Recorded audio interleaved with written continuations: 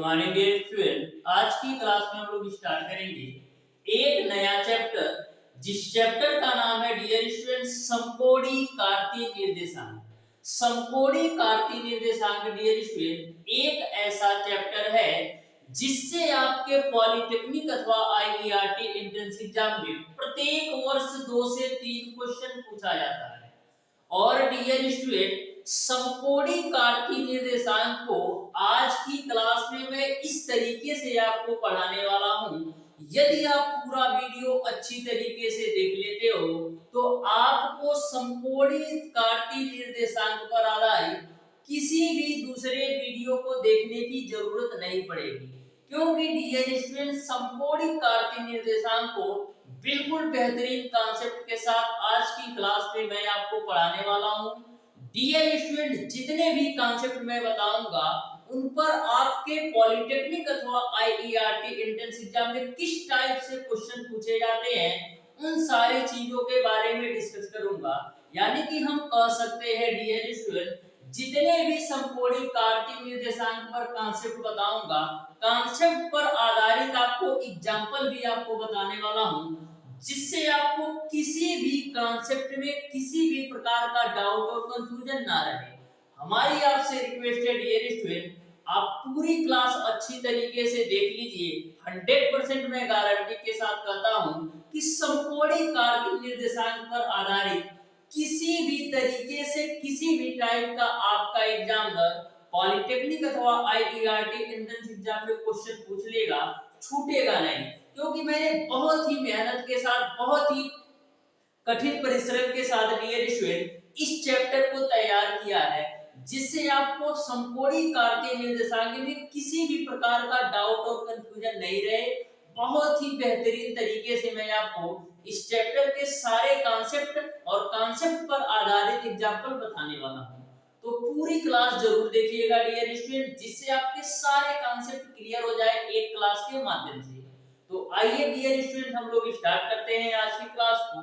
बिल्कुल ध्यान से धैर्य के साथ बने रहिएगा डियर स्टूडेंट। 100% गारंटी के साथ यदि आप पूरी क्लास देख लेते हो तो आपको किसी भी दूसरी क्लास देखने की जरूरत नहीं पड़ेगी समकोणी कार्तीय निर्देशांक पर।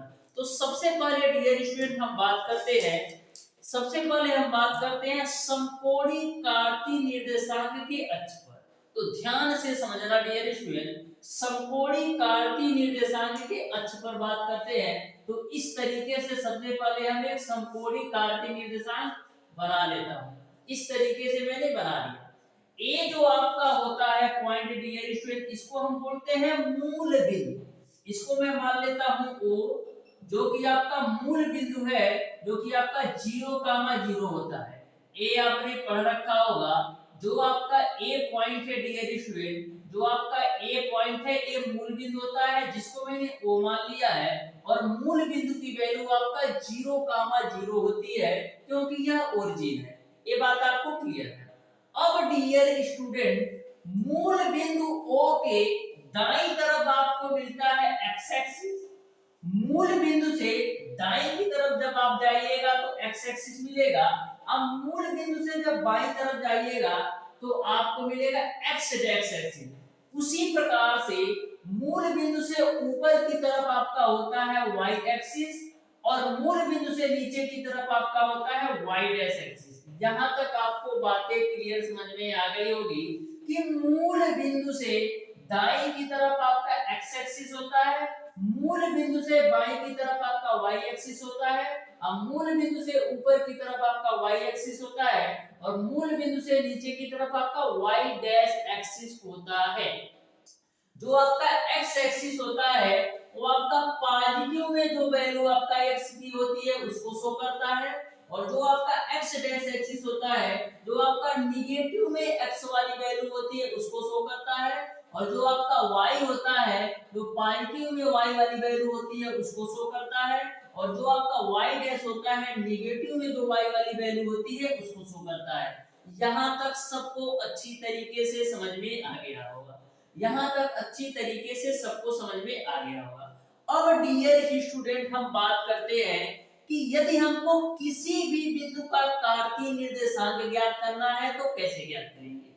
किसी भी बिंदु का कार्तीय करना है तो हम कैसे ज्ञात करेंगे? तो हमको एक्स एक्सिस में पॉजिटिव में चलना है, तो आपका हो जाएगा डियर स्टूडेंट प्लस का 1 प्लस का 2, फिर यहाँ पर मैंने ले लिया प्लस का 3, फिर ये आपका प्लस का 4। अब यदि हमको निगेटिव में x की तरफ चलना है तो हमारा क्या हो जाएगा? माइनस का 1 माइनस का 2 माइनस का 3 अब माइनस का 4। यदि हमको y एक्सिस में पॉजिटिव की ओर चलना है तो हमारा क्या होगा? हमारा हो जाएगा डियर स्टूडेंट प्लस का 1 प्लस का 2 प्लस का 3 और a आपका प्लस का 4। उसी प्रकार से यदि हमको y एक्सिस में निगेटिव की तरफ चलना है तो हमारा क्या हो जाएगा? माइनस का 1 माइनस का 2 माइनस का 3 और माइनस का 4। यहां तक सबको अच्छी तरीके से समझ में आया होगा।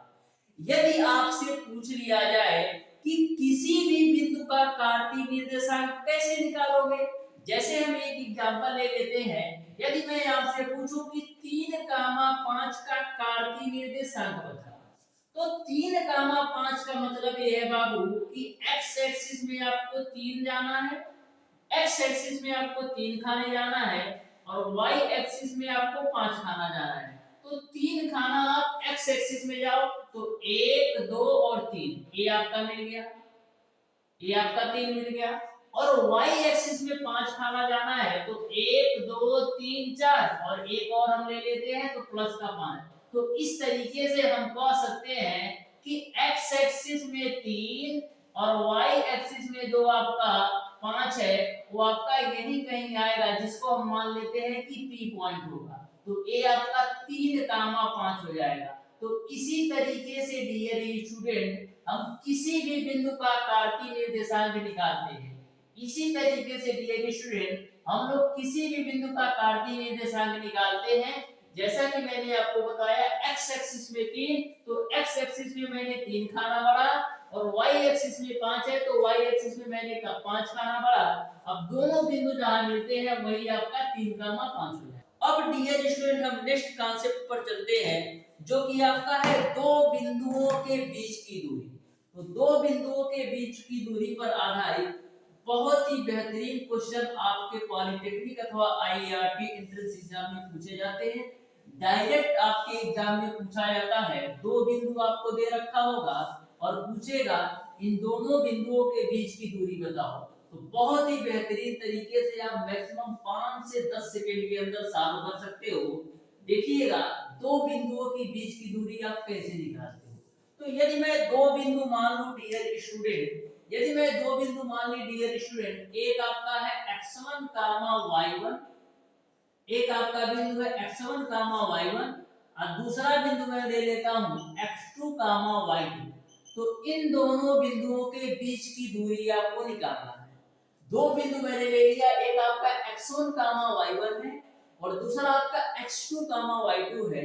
इन दोनों बिंदुओं के बीच की दूरी आपको बताना है। तो इसका सिंपल सा फार्मूला होता है, दूरी बराबर आपका हो जाएगा रूट ओवर x2 माइनस का x1 का होल स्क्वायर प्लस का y2 माइनस y1 का होल स्क्वायर हो जाता है। तो कभी भी यदि आपसे दो बिंदुओं के बीच की दूरी पूछे तो सिंपल सा फार्मूला होता है root over x2 minus x1 का whole square plus y2 minus y1 का होल स्क्वायर। अब बात आती है कि इस कॉन्सेप्ट पर किस तरीके से आपके एग्जामिनेशन में क्वेश्चन पूछे जाते हैं। जैसे हम एक एग्जांपल लेते हैं डियर स्टूडेंट, यदि आपसे पूछा जाए कि 3,4 और 5,7 इन दोनों बिंदुओं के बीच की दूरी बताओ। 3,4 और 5,7 इन दोनों बिंदुओं के बीच की दूरी बताओ। तो सबसे पहले आपको समझना होगा कि x1 की वैल्यू कौन है, y1 की वैल्यू कौन है, x2 की वैल्यू कौन है, y2 की वैल्यू कौन है। तो यह जो वैल्यू होती है x1, y1 की होती है और यह जो वैल्यू होती है वो आपका x2, y2 की होती है। अब सारी वैल्यू आप दिए गए फार्मूला में रख दो तो दूरी बराबर आपका हो जाएगा x2 माइनस x1 का होल स्क्वायर। तो x2 की वैल्यू आपका कितना है डियर स्टूडेंट 5 माइनस x1 की वैल्यू आपका है 3, तो 5 माइनस 3 का होल स्क्वायर प्लस का y2 माइनस y1 का होल स्क्वायर, तो y2 की वैल्यू आपका 7 है और y1 की वैल्यू आपका 4 है, इसी का होल स्क्वायर कर दो। तो 5 में से 3 घटाओगे 2 और 2 का स्क्वायर करोगे तो 4 मिलेगा, 7 में से 4 घटाओगे 3, 3 का स्क्वायर करोगे तो 9 मिलेगा। तो इस तरीके से जो दो आपको दूरी मिल जाएगी √13 मिल जाएगा, यानी कि इन दोनों बिंदुओं के बीच की जो दूरी होगी वो आपका √13 हो जाएगा। तो बिल्कुल सिंपल तरीके से आप सॉल्व कर सकते हो। यहां तक आपको अच्छी तरीके से समझ में आ गया होगा। ये तो हमारा पहला कॉन्सेप्ट था। इसी में कभी-कभी आपके एग्जामिनेशन में इस तरीके से पूछा जाता है कि मूल बिंदु और x, y के बीच की दूरी बताओ। मूल बिंदु आपका क्या होता है बाबू? मूल बिंदु आपका होता है 0, 0 और एक बिंदु दे रखा है x, y। इन दोनों बिंदुओं के बीच की दूरी बताओ, यानी कि मूल बिंदु और x, y के बीच की दूरी बताओ। तो दूरी कैसे निकालोगे? इसको भी आप कैलकुलेट कर लो। तो दूरी बराबर क्या होता है? √y2 माइनस y1 का होल स्क्वायर प्लस का x2 माइनस x1 का होल स्क्वायर। तो यहाँ पर जो a वैल्यू है आपका x1 y1 की है और f जो वैल्यू है x2 y2 की है। अब रख दो, तो y2 की वैल्यू आपका y है और y1 की वैल्यू आपका 0 है, इसका आप कर दो होल स्क्वायर प्लस का x2 की वैल्यू आपका x है और x1 की वैल्यू आपका 0 है, इसका आप कर दो होल स्क्वायर। तो यहां से आप कैलकुलेट करिएगा तो जो दूरी की वैल्यू आएगी √x² प्लस का y² के बराबर आएगी। तो इस बात को भी आप अच्छी तरीके से ध्यान में रखिएगा। मूल बिंदु और x, y के बीच की दूरी आपका √x² प्लस का y² होता है। अब इस कॉन्सेप्ट पर आधारित कैसे क्वेश्चन पूछे जाते हैं एग्जाम में, ये भी देख लो। तो ध्यान से समझना कि मूल बिंदु और किसी भी बिंदु के बीच की दूरी निकालना हो तो कैसे निकालोगे। जैसे हम एक एग्जांपल लेते हैं कि आप हमें बता दो कि 0, 0 और 5, 7 के बीच की दूरी बताओ। तो 0, 0 यानी कि मूल बिंदु और 5, 7 के बीच की दूरी बताओ। तो आपको पता है कि मूल बिंदु और x, y के बीच की दूरी क्या होती है? √x² plus y²। तो यहाँ पर रख दो, तो x की वैल्यू आपका है 5, तो 5 का स्क्वायर और y की वैल्यू है 7, तो 7 का स्क्वायर। तो 5 का स्क्वायर 25 हो जाएगा और 7 का स्क्वायर 49 हो जाएगा। इसी को ऐड कर लो, तो 9, 5, 14 को 4 और 4 को 6, 1, 7 यानी कि √74 हो जाएगा। तो इस तरीके से मूल बिंदु और 5, 7 के बीच की दूरी होगी √74 हो जाएगा। तो बिल्कुल सिंपल तरीके से आपको ध्यान में रखना है। यहां तक आपको सारी बातें समझ में आ गई होंगी। नेक्स्ट हम आगे चलते हैं डियर स्टूडेंट, विभाजन सूत्र। विभाजन सूत्र से आपके एग्जामिनेशन में मल्टीपल टाइम क्वेश्चन पूछा गया है। विभाजन सूत्र पर आधारित डियर स्टूडेंट आपके एग्जामिनेशन में मल्टीपल टाइम क्वेश्चन पूछा गया है। तो ध्यान से समझना कि विभाजन सूत्र होता क्या है। बिल्कुल सिंपल तरीके से सारे कॉन्सेप्ट बताऊंगा, बस आप पेशेंस के साथ पूरी क्लास में बने रहिएगा डियर स्टूडेंट। आपको सारी चीजें अच्छी तरीके से समझ में आने वाली है। बस आप ध्यान से बिल्कुल बेहतरीन कॉन्सेप्ट के साथ बने रहिएगा। मैं आपको सारे डाउट बिल्कुल बेहतरीन तरीके से क्लियर कर दूंगा। तो हम बात कर रहे थे विभाजन सूत्र की। तो यदि हम बात करें कि बाह्य विभाजन क्या होता है, यदि हम बात करें डियर स्टूडेंट की बाह्य विभाजन क्या होता है, बाह्य विभाजन, यदि हम बात करें डियर स्टूडेंट कि बाह्य विभाजन क्या होता है, तो ध्यान से देखना। बाह्य विभाजन के केस में डियर स्टूडेंट x बराबर आपका होता है mx2 माइनस का nx1 divided by m minus का n। ये आपका बाह्य विभाजन के केस में होता है mx2 minus nx1 divided by m minus n, और y की जो वैल्यू होती है my2 minus ny1 divided by m minus का n होता है। ये आपका बाह्य विभाजन के केस में x और y की वैल्यू होती है। इस पर कैसे आपका क्वेश्चन बनता है इसको भी मैं बताने वाला हूं। ये तो मैंने बाह्य विभाजन का केस बताया। यदि आपसे पूछा जाए कि अंतः विभाजन के केस में क्या होता है, तो अंतः विभाजन के केस में क्या होता है इसको भी आप नोट कर लो। कुछ नहीं अंतर होता है डियर स्टूडेंट, अंतः विभाजन के केस में जहां जहां आपका नेगेटिव है ना वहां वहां आपका पॉजिटिव का साइन आ जाता है।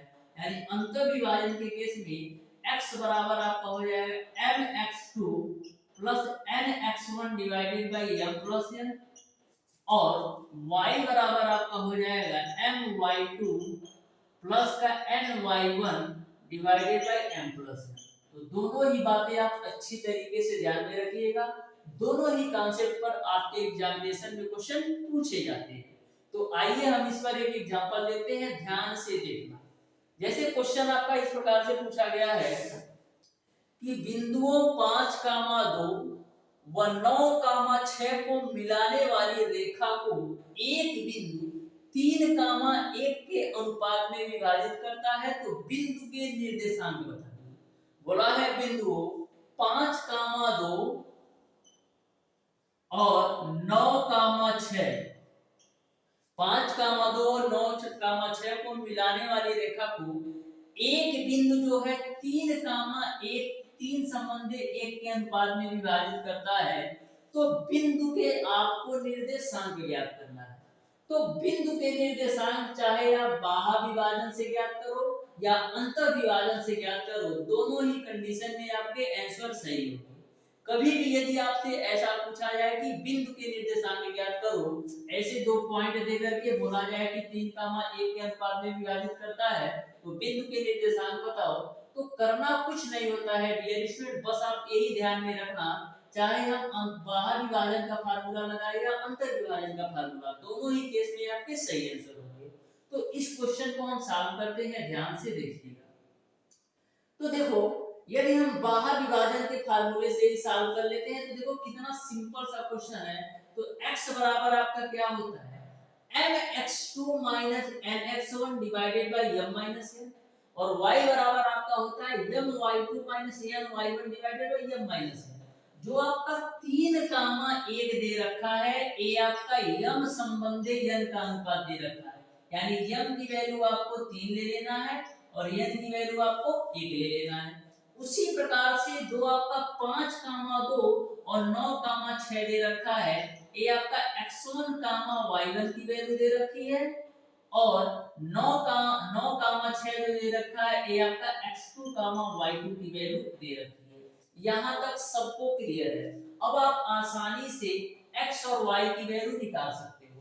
अब आप आसानी से x और y की वैल्यू निकाल सकते हो। तो x की वैल्यू हम निकालते हैं mx2, तो m की वैल्यू आपका कितना है 3, और x2 की वैल्यू आपका है 9, माइनस का nx1, n की वैल्यू आपका 1 है, और x1 की वैल्यू आपने देखा है 5 है, तो ये मैंने 5 रख दिया, बट्टे आपका है m माइनस का n, तो m का मान 3 है और n का मान 1 है, तो 3 में से 1 घटाओगे तो 2 मिलेगा। तो देखो 9 3 27 में से 5 घटाओ, 27 में से 5 घटाओगे तो आपको कितना मिलेगा 22, आप 22/2 आप करोगे तो x की वैल्यू आपको मिल जाएगी 11।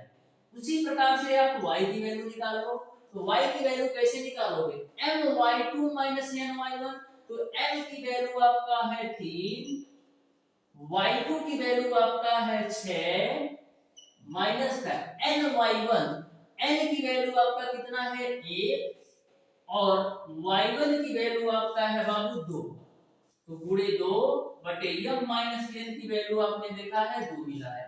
तो 6 3 18 में से 2 घटाओगे, 18 में से 2 घटाओगे तो 16, और 16/2 आपको 8 मिल जाएगा। यानी कि जो बिंदु के निर्देशांक होंगे वो आपको क्या मिल जाएंगे 11,8, यही आपका आंसर हो जाएगा। इस तरीके से डियर स्टूडेंट आपको अच्छी तरीके से समझ में आ गया होगा कि किसी भी बिंदु के निर्देशांक आपको कैसे ज्ञात करना है, चाहे आपका बाह्य विभाजन का केस हो या अंतर विभाजन का। अब हम चलते हैं डियर स्टूडेंट नेक्स्ट कॉन्सेप्ट पर, जो कि बहुत ही बेहतरीन और बहुत ही इंपॉर्टेंट कॉन्सेप्ट है। आप ध्यान से समझिएगा, बिल्कुल सिंपल वे में मैं आपको सारी चीजें क्लियर कराने वाला हूँ, बिल्कुल सिंपल वे में। आप ध्यान से समझिएगा तो अच्छी तरीके से सारी चीजें समझ में आ जाएंगी। जितने भी कॉन्सेप्ट बताऊंगा डियर स्टूडेंट, बिल्कुल आपको एग्जाम्पल के साथ बताऊंगा, जिससे आपको क्लास में ही सारे कॉन्सेप्ट बिल्कुल अच्छी तरीके से क्लियर हो जाए। तो हम बात कर रहे थे डियर स्टूडेंट की त्रिभुज का क्षेत्रफल का, त्रिभुज का क्षेत्रफल की हम बात कर रहे थे। यदि किसी भी त्रिभुज के 3 बिंदुओं के निर्देशांक दे रखा हो, यदि किसी भी त्रिभुज के 3 बिंदुओं के निर्देशांक दे रखा हो, तो इस तरीके से सबसे पहले हम एक त्रिभुज बना लेते हैं। तो ये मैंने एक त्रिभुज बना लिया, जिसका मैंने एक P, Q और R नाम कर दिया। P के जो निर्देशांक है x1, y1 है, Q के जो निर्देशांक है x2, y2 है, और R के जो निर्देशांक है डियर स्टूडेंट वो आपका x3, y3 है। यदि आपको किसी भी त्रिभुज के 3 बिंदुओं के निर्देशांक दे रखा हो और आपसे पूछा जाए कि त्रिभुज का क्षेत्रफल क्या होगा, तो बिल्कुल सिंपल सा कॉन्सेप्ट है। यदि आपको किसी भी त्रिभुज के 3 बिंदुओं के निर्देशांक दे रखा हो और आपसे त्रिभुज के क्षेत्रफल की बात करें, तो त्रिभुज का क्षेत्रफल बराबर होता है 1/2 x y माइनस y, 3 बार लिखिए x y minus y plus का x y minus y plus का x y माइनस y आप 3 बार लिख लो, ठीक है। अब जमाना क्या है, 123, 231, 300 बार, ध्यान रख लो 123, 231, 300 बार है। तो 123, 231 और 300 बार है। यदि आप हमारी प्रत्येक क्लासेस लेते होंगे तो क्लास में ही आपको फार्मूला याद हो जाएगा, अलग से रटने की जरूरत नहीं होगी। तो आपको क्लियर समझ में आ गया होगा। यदि आपके किसी भी त्रिभुज के तीनों बिंदुओं के निर्देशांक दे रखा हो और आपसे त्रिभुज का क्षेत्रफल पूछा जाए, तो त्रिभुज का क्षेत्रफल बराबर 1/2 x1 y2 माइनस का y3, x2 y3 माइनस का y1 और x3 y1 माइनस का y2। आप इस तरीके से भी ध्यान रख सकते हैं।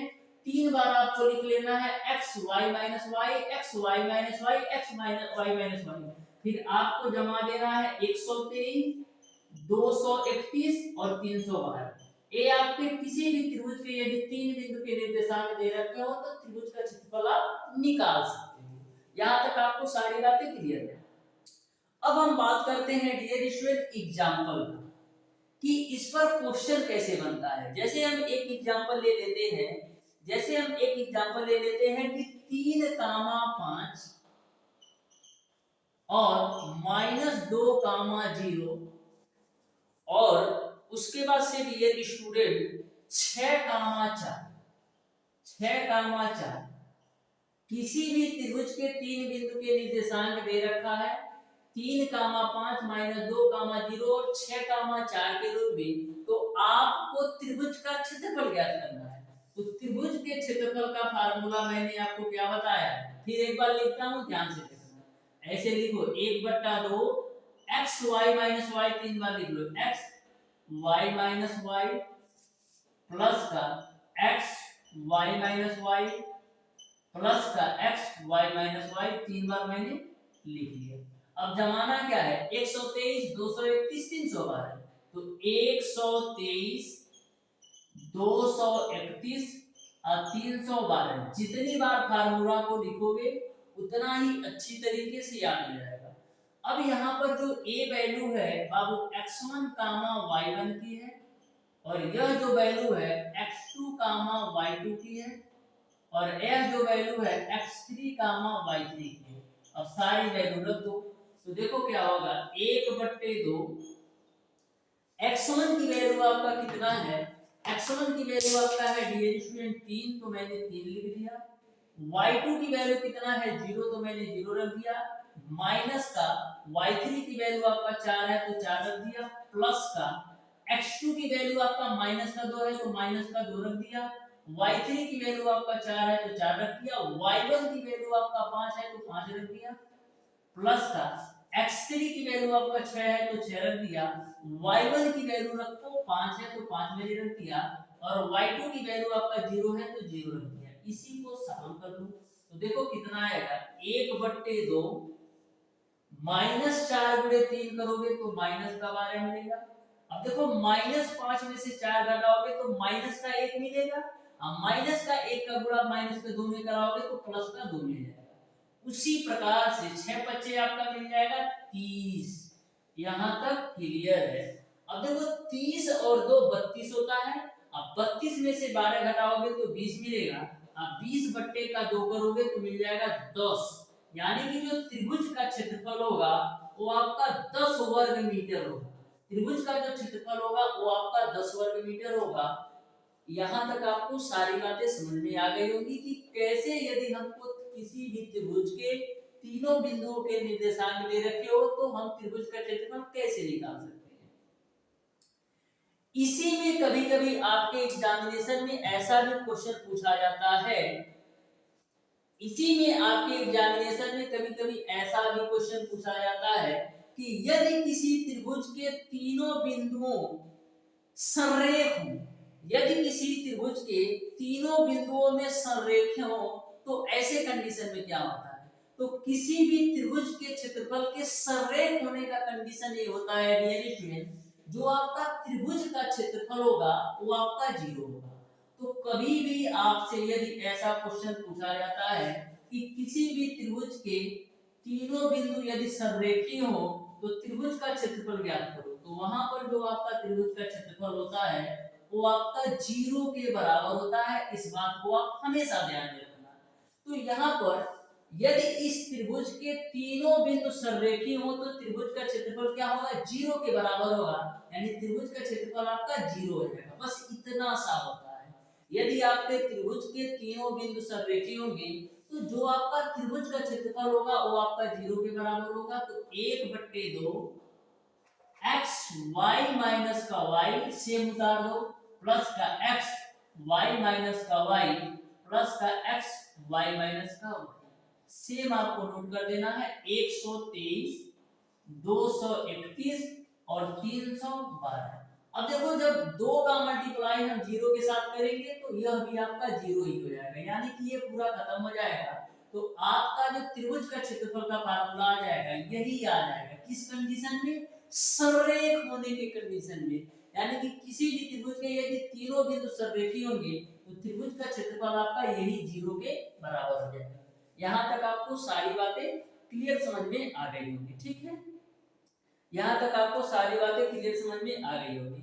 अब डियर स्टूडेंट, त्रिभुज का केंद्रक से क्वेश्चन पूछा जाता है। तो किसी भी त्रिभुज का केंद्रक का जो फार्मूला होता है x बराबर x1 प्लस का x2 प्लस का x3 डिवाइडेड बाय 3 और y बराबर आपका होता है y1 प्लस का y2 प्लस का y3 डिवाइडेड बाय 3।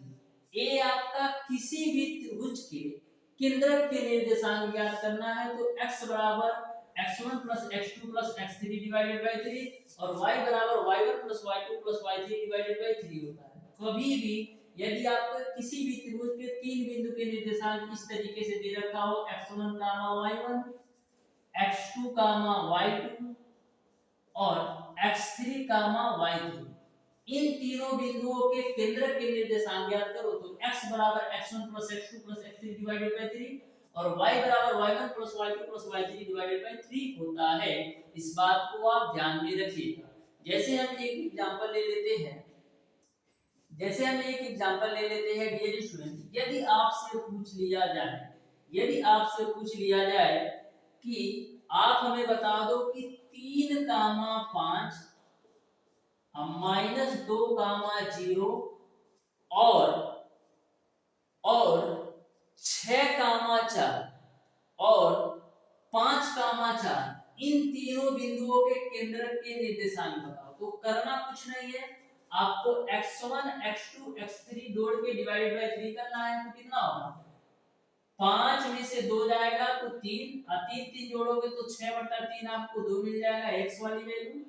और y वाली वैल्यू क्या होता है, y1 + y2 + y3 divided by 3 तो 4 और 5 9/3 करोगे तो y की वैल्यू आपको 3 मिल जाएगा। तो इस तरीके से जो त्रिभुज के केंद्र के निर्देशांक हो जाएगा वो आपका 2,3 हो जाएगा। तो बिल्कुल अच्छी तरीके से आपको सारी चीजें समझ में आ गई होगी।